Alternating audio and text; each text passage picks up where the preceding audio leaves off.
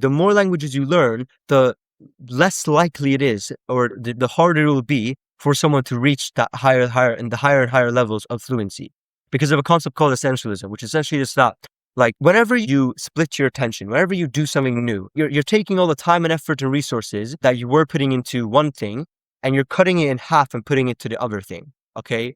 And so what happens is not only are you making literally less progress in both than if you were to just focus all your energy on one, but also because you're doing them at the same time, you're incurring the cost of switching your energy, right? Of actually doing one thing and then doing the other thing. You can actually test this thing out, okay? If you were to count to 10, you could do it in like 2 seconds, right?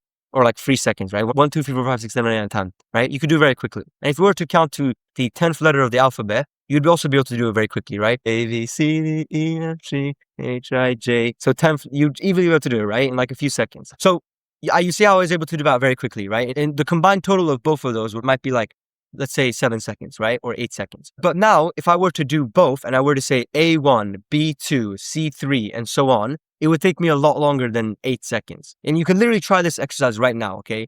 Try doing that right now and you can count the difference of these times, okay?